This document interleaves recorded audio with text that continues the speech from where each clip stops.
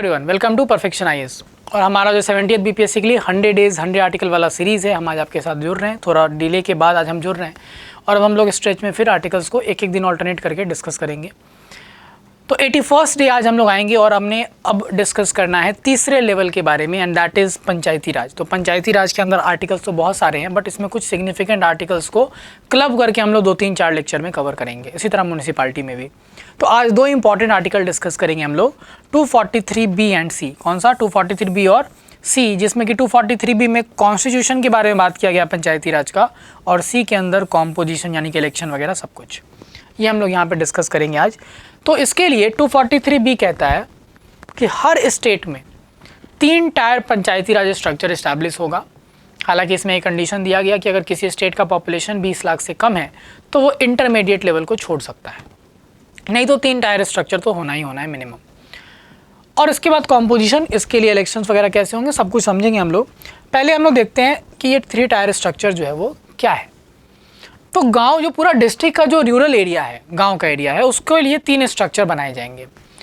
गांव के लेवल पे बनेगा क्या? ग्राम पंचायत। सो विलेज लेवल पे क्या बनेगा? ग्राम पंचायत। इंटरमीडिएट यानी ब्लॉक लेवल पे क्या बनेगा? पंचायत समिति, जिसमें ग्रुप ऑफ विलेजेस इंक्लूड रहेंगे। और फिर डिस्ट्रिक्ट लेवल पे एक रहेगा जिला परिषद। सबसे निचले गांव के लेवल पे ग्राम पंचायत, इंटरमीडिएट यानी ब्लॉक लेवल पे पंचायत समिति, और डिस्ट्रिक्ट लेवल पे जिला परिषद। अब ग्राम पंचायत के अंदर ये तीनों लेवल पे आप देखोगे कि तीनों लेवल पे जो मेंबर्स होते हैं, सदस्य जो होंगे, और साथ ही साथ उनको असिस्ट करने के लिए, मतलब उनको प्रिसाइड करने के लिए चेयरपर्सन्स रहते हैं। तो सब लेवल पे मेंबर्स होंगे जिनको सदस्य बोलते हैं, और प्रिसाइड करने वाले nomenclature state by state vary करेगा, चूंकि ये स्टेट सब्जेक्ट है। तो बिहार का हम लोग अगर एग्जांपल ले तो बिहार में ग्राम पंचायत के सदस्य के बाद उनको प्रिसाइड करता है, उसको बोलते हैं मुखिया, और उसको असिस्ट करने के लिए उप मुखिया।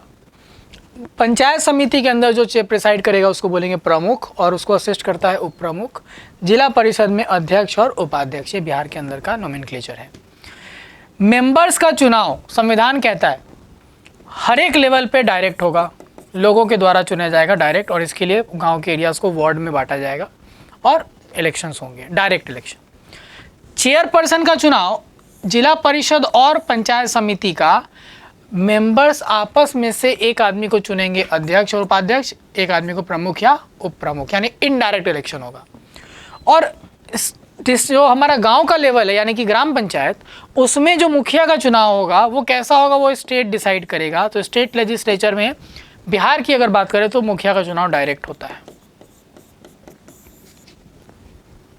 तो ये तो कंपोजिशन एस्पेक्ट हो गया कॉन्स्टिट्यूशन के बाद, लेकिन इसमें और भी लोगों का इन्वॉल्वमेंट या और भी लोगों का रिप्रेजेंटेशन स्टेट करा सकती है। कौन से? तो 2 तरह के लोग, और ध्यान से समझिएगा। ग्राम पंचायत का चेयरपर्सन यानी मुखिया, इसको रिप्रेजेंटेशन मिल सकता है कहाँ पे? पंचायत समिति में, स्टेट चाहे तो। पंचायत समिति का चेयरपर्सन यानी प्रमुख, इसको रिप्रेजेंटेशन मिल सकता है कहाँ पे? जिला परिषद में। अब ये मुखिया जो होगा वो उस पूरे गांव का एक कलेक्टिव रिप्रेजेंटेशन यहाँ कर सकता है, इसलिए उसको जगह मिल रही है। उसी तरह पूरे ब्लॉक के अंदर प्रमुख क्या कर सकता है? डिस्ट्रिक्ट लेवल पे उसकी अपनी बात रख सकता है।